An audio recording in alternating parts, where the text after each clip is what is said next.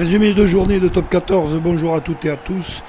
Désolé pour la petite extinction de voix, mais on va y arriver. Vous inquiétez pas, Paris décomplexé jouer sa vie à Clermont. Clermont joue sa qualification. Alors en début de match, des Parisiens décomplexés montent cette chandelle et regardez la réception, tergiverse, Marchand récupère le ballon et part tout seul marquer cet essai face à des Clermontois médusés. Ils sont restés autour du stade en première période. Coup de colère de Christophe Furios, vous regardez 17-6 à la mi-temps. Et les Clermontois vont se mettre enfin à se réveiller, du moins dans un premier temps. Avec ce premier essai sur une situation d'avantage entre les Pagels, marqué par les Clermontois. Ça va être une véritable déferlante en seconde mi-temps. Chandelle ce coup-ci montée par les Parisiens. Et comme souvent, Paris va complètement exploser et craquer. Comme cette saison, ils ont eu souvent l'occasion de mener au score en première période. Deuxième mi-temps, les Clermontois s'envolent, certainement sermonnés par le discours de leur manager. Ils retrouvent de la vie, de l'enthousiasme, les ingrédients, toutes les formes de rugby et les extérieurs. Avec cet essai de Delgui, on est tout de même à la 55e minute pour que Clermont revienne dans cette partie. Et après l'heure de jeu, ça va être un véritable enfer pour les Parisiens. Les Clermontois vont se déchaîner, certainement vexés par leur première mi-temps catastrophique. Essai de Raka. Là, c'est une toute autre équipe qui déploie son rugby avec de l'ambition, du soutien et surtout des numéros d'équilibristes. Souvakula qui marque cet essai superbe et collectif. Captation de balle en touche. Les Parisiens se font secouer dans cette fin de match. Eux qui joueront leur destin la semaine prochaine face à Castres, qui jouera sa qualification. Nouvel essai de Belot. Et c'est pas fini dans cette partie. Il fallait arriver en seconde période. Mais les Clermontois seront certainement pardonnés par leur public. Il faudra beaucoup plus de constance pour eux à Montpellier, pour aller chercher peut-être une qualification en regardant les résultats de tout le monde. Avec cette nouvelle percée, essai de Newson qui marque. Les Parisiens sont restés muets depuis l'heure de jeu, 48-20. Ils vont essayer tout de même de lancer une banderille. Mais regardez, à l'image de leur saison, ils vont se faire piquer ce ballon sur l'envie, l'enthousiasme. Et regardez, c'est formidablement bien joué avec ce par-dessus. Pour le dernier essai des Clermontois par l'intermédiaire de Bézi qui s'impose avec le bonus offensif face à Paris. Je vous le disais, Paris jouera contre Castres et Clermont-Montpellier à suivre.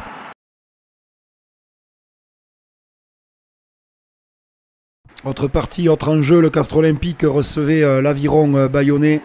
Castres, on ne le répète plus, touché dans sa chair avec la perte de Raizuke tragique, a délivré un beau festival à Pierre Fabre avec Dumora qui récupère ce ballon pour lui-même.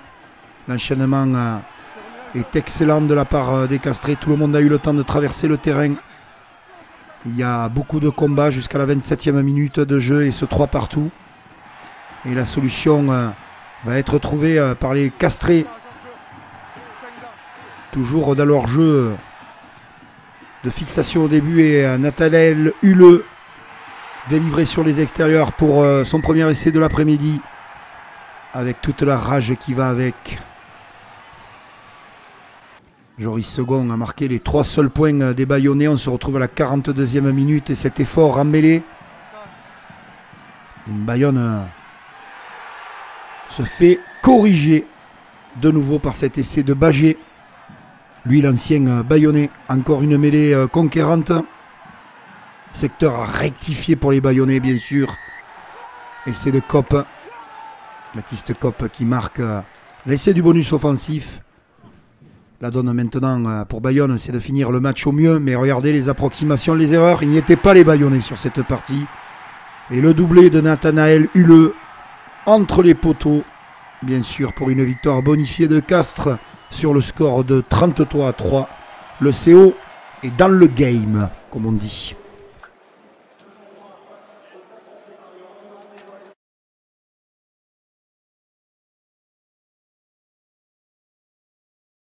Montpellier devait créer l'exploit pour penser et se réserver toutes les chances à une qualif face à un Racing sauvé dans le top 14 avec Gaël Ficou qui s'emploie. Un bon départ des Racingmen.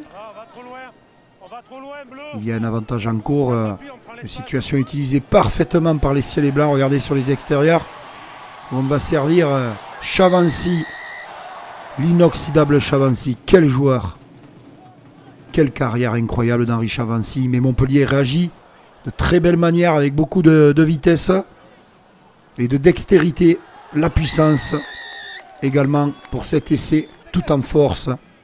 Le jeu par-dessus. Derrière, regardez. Il faut prendre la décision rapidement. Et c'est bien fait de la part du joueur du Racing 92 qui s'échappe. Un numéro dans la défense. Passe à hauteur. 1, 2, 3. Sublime essai de Nolan Le Garec. Le Racing prend le match à son compte. Mais Montpellier ne va pas baisser la garde. Et surtout... travailler fort devant, regardez ses points de fixation et cette puissance avec cet essai de Tolègne qui marque pour les Montpelliérains. Montpellier se sent pousser des ailes. Le Racing est un petit peu usé à ce moment de la partie, avantage en cours. On l'exploite et on arrive à hauteur.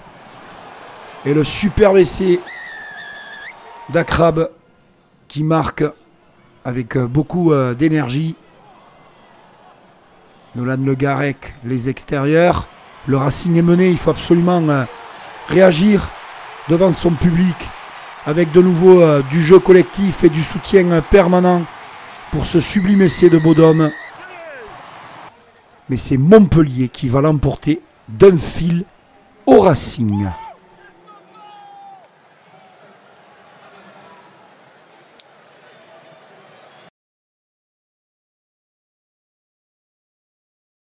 Vannes n'avait pas le choix à la rabine pour espérer rester dans ce top 14, mais la section paloise finit très fort ce championnat. Va recevoir La Rochelle la semaine prochaine. Il fallait s'imposer à Vannes, mais Vannes commence par Ouïla à marquer cet essai qui fait du bien au moral à cette équipe bretonne. Mais Pau va mettre sa partition en place. Il joue véritablement bien la section paloise, on les connaît, pétris de qualité. Avec Froboiry qui marque cet essai. On n'hésite pas à prendre la largeur. Avec ses passes bien arrivées, ses surnombres exploités. Après, c'est sur les cannes. Et cet essai de Gailleton, lui aussi. Quelle saison pour Emilien Gailleton. Et c'est entre les poteaux. Ça douche un petit peu les ardeurs vannetaises. Mais il y a toujours du courage. On joue sa vie sur cette partie. Les Bretons stressés. Maxime Lafage s'emploie énormément comme un troisième ligne. Regardez cet essai de Maxime Lafage, plein de courage. Mais ça ne suffit pas face à la vitesse paloise. Et la vista magnifique pour ce caviar donné. Et un nouvel essai de Hiwat, l'Australien qui marque. Pau mène 24-12. Veut rêver dans ce championnat de top 14. Et peut rêver avec le doublé de Gailleton. Pour Vannes, c'est la douche froide. C'est terrible pour eux. Mais ils vont, comme d'habitude, réagir avec l'orgueil et le courage que l'on connaît à ces Bretons depuis le début de la saison dans leur rentrée à la rabine. Capable de fulgurance, comme cet essai. Magnifique. Mais la section, je vous le disais, joue bien au ballon, joue bien au rugby en ce moment. Ce match entre Pau et La Rochelle la semaine prochaine va être exceptionnel. Et tout aussi exceptionnel, cet essai d'Atisogbe. Vannes craque complètement, mais a toujours le mérite de revenir se battre, s'employer. Ils sont derniers du championnat, les Bretons. Très difficile pour eux de se projeter après cette défaite face à Pau. Nouvel essai de Kite qui prendra la direction de Colomiers en Pro D2. Finit sur une bonne note son parcours à Vannes. Il est là depuis un moment, mais regardez des plaquages manqués. Et cet essai de Souverbi va solder un peu plus le sort de Vannes dans ce championnat de top 14. Vannes est dernier. le Pau La Rochelle va valoir son pesant de cacahuètes. Et dans le même temps, l'adversaire de Pau La Rochelle recevait l'USAP, qui lui aussi joue sa vie dans le top 14. Et les Rochelais, après 10 minutes de jeu et ce 3 partout, vont mettre la main sur le ballon avec une situation d'avantage et de la puissance. Et un essai de Kerr Barlow qui signe de la meilleure des manières l'ouverture de ce match. Et pour lui-même, pour le solo Tuilagi et les Sankeor vont se faire intercepter un petit peu lent sur cette attaque prévisible. Et c'est le doublé pour Kerr Barlow qui marque et salue son public. Match parfaitement maîtrisé de la part des Maritimes. On le disait la semaine où ils sont revenus dans ce championnat. Attention à La Rochelle, attention quand Bougarit et les cadres se mettent à jouer comme cela. Regardez, magnifique captation de balle. Et là un petit peu de réussite, mais la chance ne sourit qu'aux audacieux.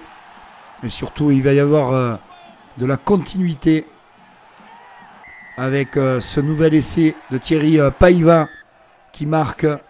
La Rochelle dompte facilement les Catalans, bien qu'ils aient montré beaucoup de vaillance avec cette perforation au centre du terrain magnifique et un mouvement collectif d'envergure validé par Dylan Litz.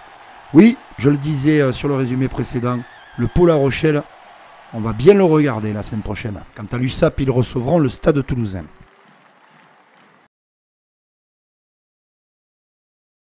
Et le Stade Toulousain, justement, on y va à Ernest Vallon face au Loup Rugby. 15e minute de jeu, 0 partout.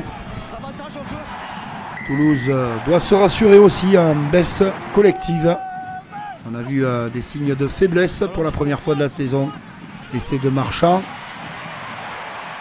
Et Romain Tamac qui marque 12-3, 24e minute de jeu. Toulouse la main sur le ballon. Troisième essai, signe le bonus offensif avant que Flamand, en classe internationale, sur cette rencontre, marque son essai. 24-3, déjà 4 essais au compteur. En réussite, superbe combinaison en touche, de la percussion, de la perforation et les extérieurs. Et ça arrive, c'est trop facile pour Toulouse avec cet essai. Marqué par Pita Aki. À 65e minute de jeu, Toulouse a gratté le ballon. Joue rapidement avec Jack Willis qui y va de son essai.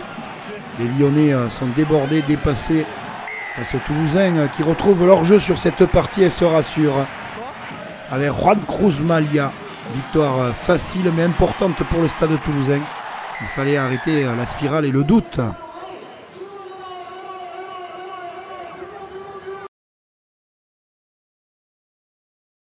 Et on finit cette journée de championnat, cette avant-dernière journée. La semaine prochaine, ça va être terrible pour le maintien et pour la qualification.